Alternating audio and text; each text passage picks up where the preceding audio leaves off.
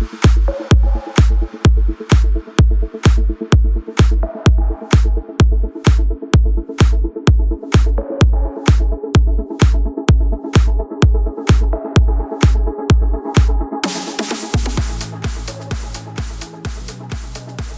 back, everybody, to the Basement Binge. My name is Harrison. I'm the only one here, so if you're watching our YouTube channel, hope you like my crazy hairdo. Kate and Kellen are out of town, so it's just going to be me this time, this episode, breaking away from our MCU binge with the movie Knives Out. We're reviewing some 2019 movies that we really liked that we didn't have a chance to in 2019. Knives Out, written and directed by Rian Johnson. Phenomenal movie that I personally really love, and I have so many positive things to say about it. But I want to let you guys know, because it is just me alone by myself, this podcast, we're going to do things a lot differently here. We're still going to have our main segments. It's just going to be slightly different. So if you're new to our channel or podcast, we appreciate you listening. Hope you guys like this episode. Normally what we do is we immediately start with our spoiler wall, which is where we each get a minute to be spoiler-free about the movie, give our reaction to it, and then decide if we would recommend it or not. And I'm going to change it up. We're not going to have a spoiler wall segment. I'm just going to wait to drop the spoiler wall until after our first two segments, which is 2 cents and Binge Points.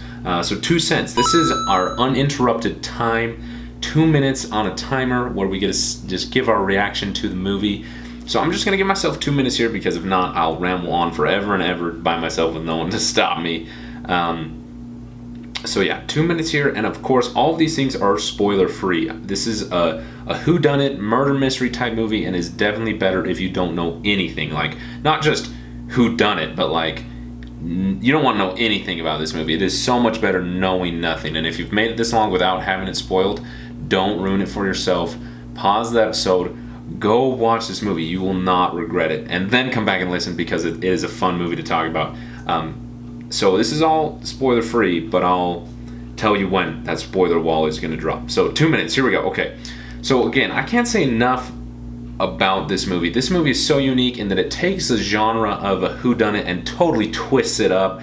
And it has a great twist that you don't see coming, but it's good enough at telling a story that if you're really wanting to pay attention, you could kind of guess who done it, but if you're really paying attention, it's hard to.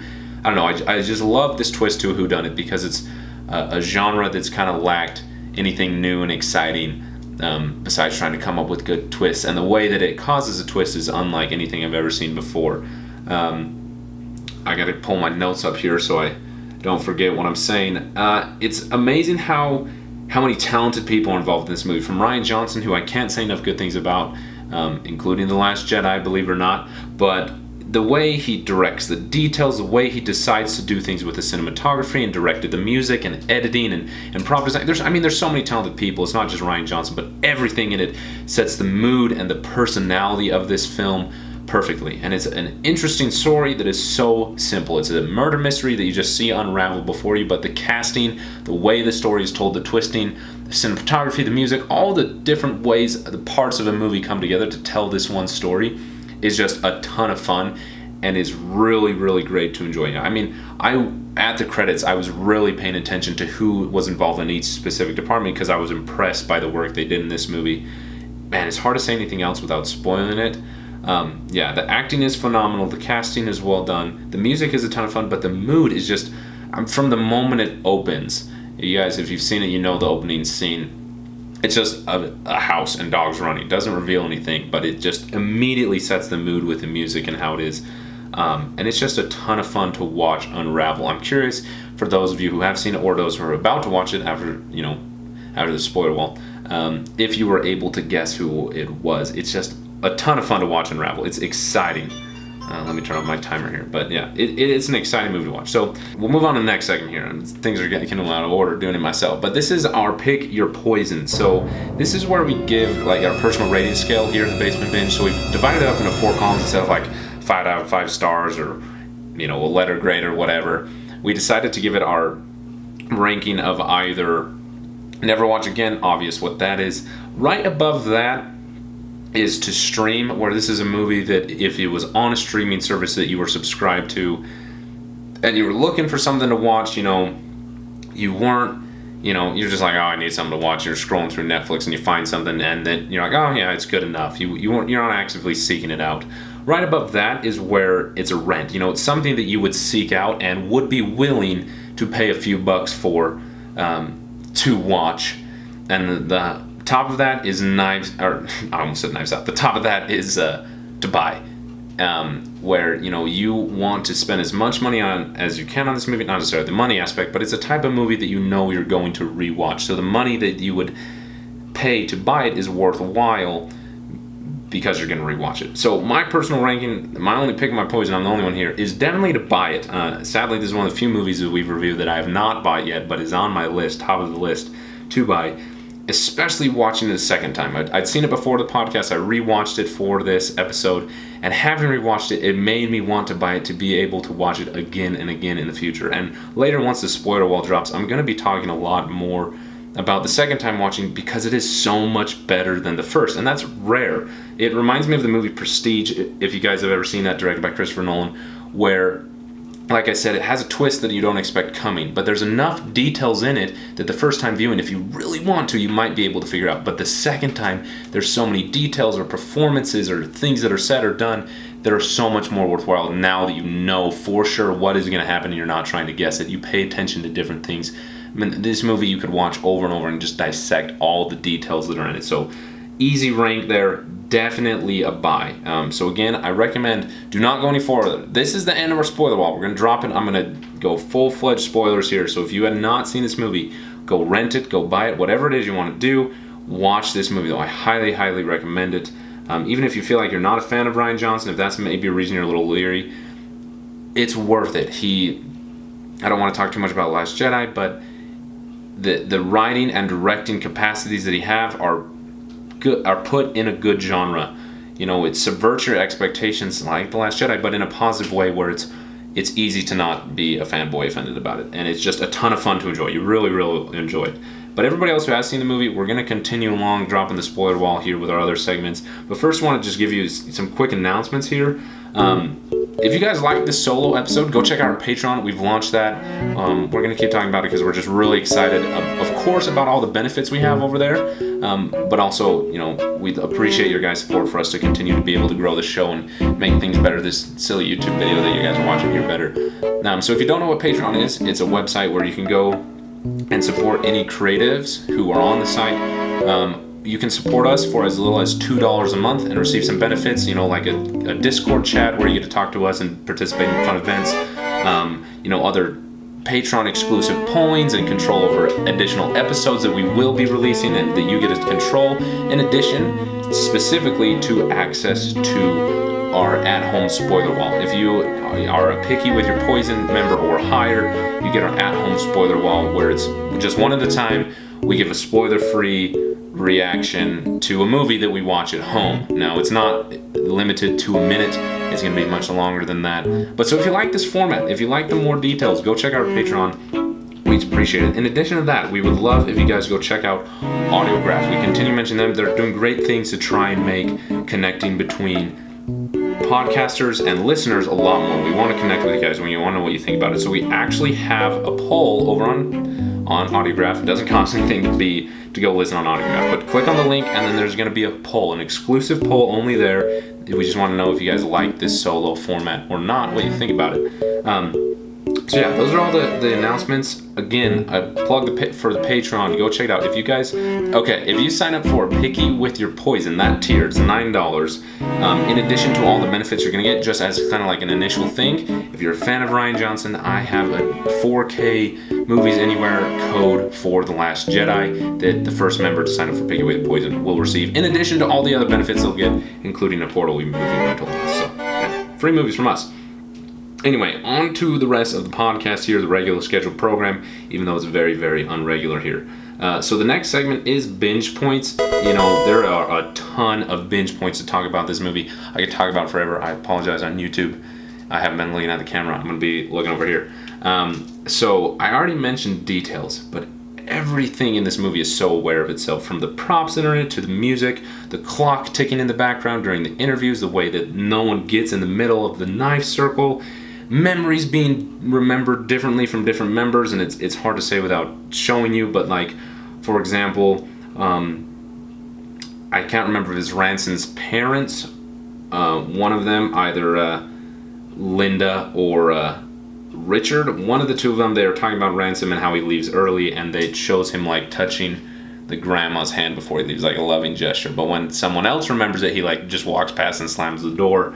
With the obvious one where they remember the cake being laid in front of them versus somebody else. It's just funny how they remember things differently, and it's just a fun storytelling thing that who really is telling the truth, and, adds to the mood of it a lot. Let's talk about some other things here.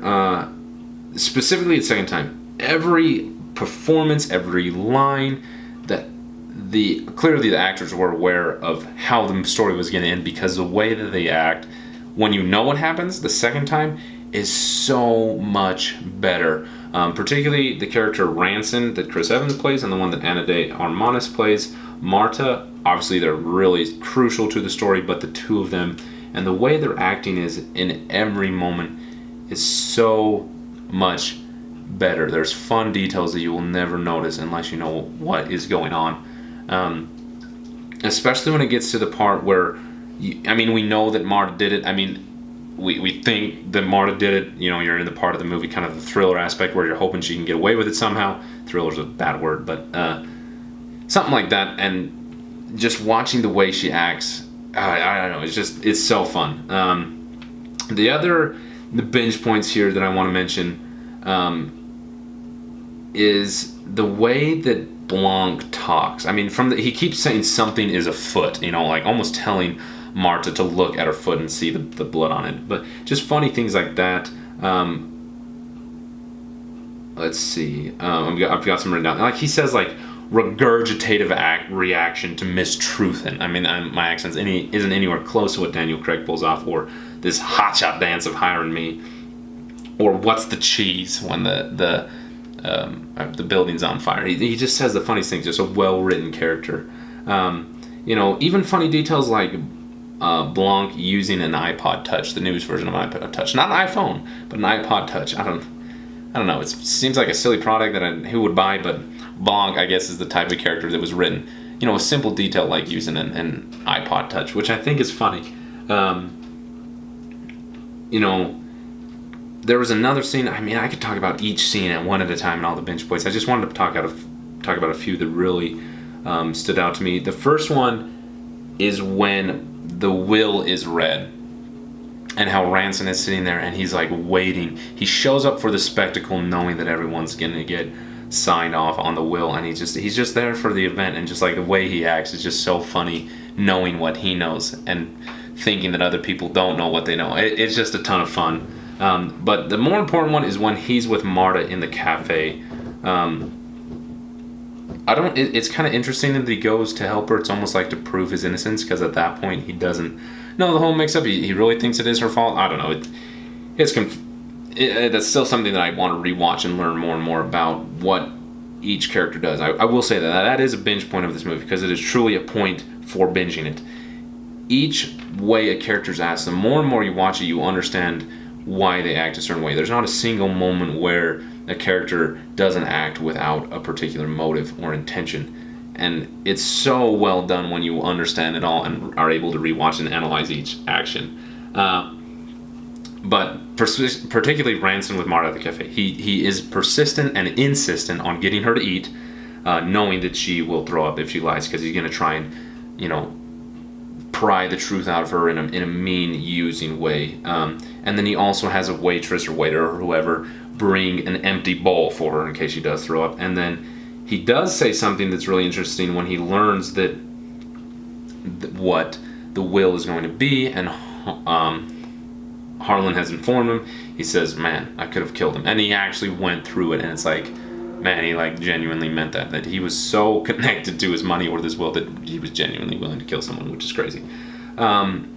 So I don't just want to sit here talking about these binge points all the time. This movie is full of details. If you're into things like that, I recommend a really great YouTube channel that a lot of you listeners have probably already subscribed to, but Cinema Wins, a great YouTube channel that I love. He has done a 2-part video on it. So it's a video essay channel where kind of just talks about the great things about movies, but gives funny things wins. And he's really great at talking about the details. It's fun. I watched it a while ago when I saw this movie the first time, but it's a fun thing to go and watch. I recommend that. That will be in the description, of course. So yeah, we'll just kind of move along here. This is interesting being by myself. I feel like everything's going so quick, but I guess that's the way it is when there's no one to have a conversation with. It's kind of different. I mean, I think it's fun because I'm not being interrupted, but I don't like it. I don't like the lack of conversation. I keep wanting to pause and hear what other people have to say. So I guess we'll just endure it together. So least and likes. This is the segment where we normally talk about our least favorite scene and our most favorite scene. And sometimes there's a cop-out where we say we don't have a least favorite one. And this is, again, one of those movies where there is not a moment that I don't enjoy, that I'm not 100% invested. There's never a moment I'm like, oh, this is boring, or I don't like this. Every moment of this movie, I'm just loving everything in the scene and everything about it. This movie is way high up on my list. I need to update my list on Letterboxd because this movie really crawled its way up there quick. My favorite scene is going to be the scene where where the will is read, and it does the dolly zoom or the vertigo effect on Marta, and then Blanc tells her to go run, and you see, I just love this directorial, maybe it was a cinematographer, I don't know, I think it was a director. I'm watching the behind the scenes with, anyway, so she walks outside and the steady cam dollies up towards her, and then you see the movement of the camera being lifted off the steady cam or a dolly, whatever it is, and then go to handheld, and that movement of being lifted is so obvious. Obviously you want the effects of a smooth push in, and then you want the effects of handheld, and it adds to the moves. Good cinematography choice, good directing choice, but just that one choice to not cut at all, but to show the movement of lifting it off is almost jarring. And I love that it was left in and used intentionally. Cinematography is one of my favorite things about movies. One of the first things that kind of got me into film school and this type of thing that we're doing here with the podcast. So I love when a cinematographer or director notices how the camera as a format can be used to better add to the story, and that is a particular moment where I love that they took something that is almost a limitation and made it a part of the movie that told the emotion of the film way better. I love that scene, and just I don't know, I just really enjoy it. It's something silly, but I like it. So lastly, this has been a really quick podcast here to our last segment, Fall In. This is our favorite part of the podcast where normally we have a big discussion about the meanings or messages of the movie, things that we noticed that impacted us that we really, really like. And I love this part of the podcast because we have a meaningful discussion. Now, it's just me. I'm on my own here, so it's going to be a lot different. I'm sitting here on my own with my hair dancing back and forth for those on our YouTube channel. But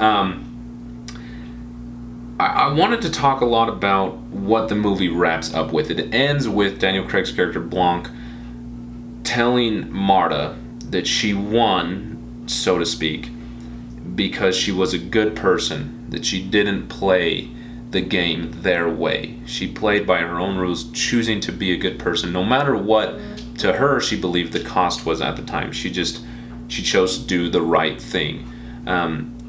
It's a simple message, but when you add it in the context of the movie, it's so much more. Where I think our human nature is exaggerated greatly in this film.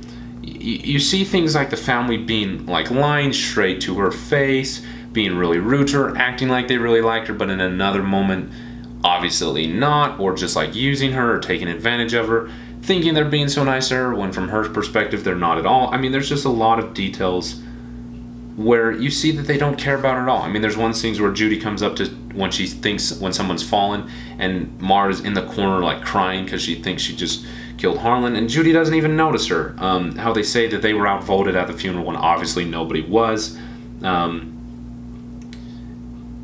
There's just tons of details that you can see.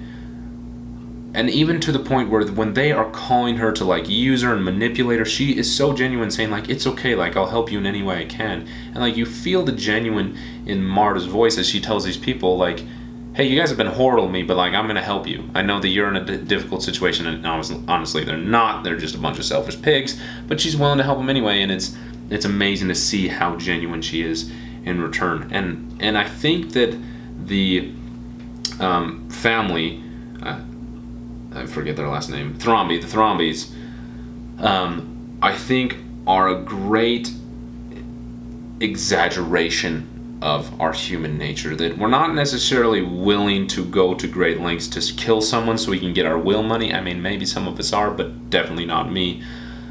We're most of the time genuinely good to people. I believe that there's more good in the world than bad, and I think that generally we're good to people most of the time, but there are moments where we try to get ahead, even for good reasons, for caring for our families or trying to accomplish something that we feel passionate or worthwhile about, something that's important. But there can be those moments where we're trying to get ahead, gain some type of advantage, something that we care deeply about, even something as trivial as money, but that passion or that care for it sometimes causes us to act competitive towards someone else, or to not be as caring or as noticeable about somebody because we're trying to get ahead. And that's not a bad thing, but it is. I don't want to say, oh, that's not a bad thing, and just justify it, because we all can be better to one another. But you see how jarring and how bad it is when that's exaggerated. But it's not the exaggerated moments that really hurt us. I'd say every once in a while you get a story that's really actually like this, where someone's willing to take someone's life for something that they want. But most of the time we're willing to not be as kind, or willing to tell a little white lie, or willing to do this or do that because we want to advance something, get ahead in something that we're passionate about. And those are the moments that really make a difference. Just like if you flip the coin for Marta, those moments where we choose to be good no matter what the consequences, even if we'll get behind, no matter how far behind, whether it's going to prison, or just not quite getting something done, whatever it is. It's the moments of being good to one another, being a good nurse, as Blanc says to her, that get us ahead of life, that allow us to win. And I love that he used, you won the game by not playing their way. I just love that message, that in a movie so exaggerated, in a good way, in a well-told story way, we see the impacts of our actions for good or for bad towards one another. And I just love that. Love that about this movie. On a side note though, I love that you can tell with both this movie, and I'm going to talk a little bit about The Last Jedi because I've been thinking about it a lot lately, even without watching this movie. It's just been on my mind. I love the idea that where you come from or your bloodlines doesn't matter. It continually talks about building something from the ground up, using your own accomplishments. And I just love that idea that there isn't a limitation to what we can accomplish. And some of it is just good fortune and good luck and being in the right place at the right time, or being helped or blessed by someone who cares about us. And sometimes we don't receive those things, but each one of us has an opportunity to make choices. Again, back to this advance and progress and win idea, we have the ability to make choices, and that nobody can't get ahead. Everybody can, but we have to be aware of our actions and to understand our values, and then what are we not willing to do when we get ahead, but to keep in mind our actions, even unexaggerated one, little things do impact other people's lives, and we should be aware and caring and kind and loving towards those lives that we know that we can impact for good, and also sadly for bad. So that is a wrap up of one of the most unique podcasts I've ever recorded about a movie that I love, that I was honestly really excited to have a discussion about, and you guys just got me speaking into the microphone for 30 minutes. But hope you guys enjoyed it. If you did, again, please check out our Patreon. We would love it. We would love if you guys could go support us, help us grow this and any more, help us make more frequent episodes about movies in theaters when they open up. We have a lot of things that we want to accomplish in doing that. So we have a reward. Again, first person to sign up for Picky With Your Poison is going to be able to get a free digital copy of The Last Jedi. Also, just Patreon members in general, any tier that you sign up for, if you're one of the first 15 people to sign up for our Patreon, you will get a limited edition exclusive initial Patreon sign up hat. We're going to make more stuff in the future, but this is the only time we're going to make this specific one. It should be coming soon, the design that we've made, that we'll be able to show you guys soon. But yeah, we're really excited about that. We want to be able to make additional episodes, make the quality better for you guys, make it more frequently, and we'd love your support on Patreon. Going to do that. Also, check out our Audiograph, which you can go to the link here. Let me pull up. You can go to app.audiograph.io/basementbinge/knives out, or of course it's in the description. It's a link that you can click on, take you there, and take the poll. It's just simply asking if you did or did not like this solo episode. Get your thoughts about it. But yeah, feel free to, you can find us on Twitter and Instagram, Facebook. Search The Basement Binge on Facebook and like us there. Comment. Let us know what you thought about this episode. Let us know what you thought about Knives Out. Did you like it? Did you not? Let us know. On Instagram, The Basement Binge, and Twitter, Binge Basement. Of course, all those things are in the description. We would love if you guys could check us out there. We appreciate you listening. If you're listening to all these things randomly on at the end, I really appreciate you. And if you like this episode, I recommend that you go check out, I'm just gonna throw one out there, Ant-Man. If you like this movie, go check out our Ant-Man episode. I don't know, that was the one that came to mind because when we did the Ant-Man episode, I remember talking about how much I love the heistness of that movie, even though it's kind of a different genre. But yeah, no, a movie that kind of mixes up the genre a bit. So anyway, thanks for listening, guys. We'll be back coming very, very soon with Avengers Endgame, wrapping up the Marvel Cinematic Universe. We've gone through a lot of movies. It's going to be interesting to wrap that up. But again, if you have not seen Knives Out and you've listened to this whole podcast, I'm sorry that it's now ruined for you, but you should still go watch it anyway because it's great for enjoy. Other than that, I appreciate you guys listening to this unique episode. Let us know what you think. But that's all for now. Ciao, ciao.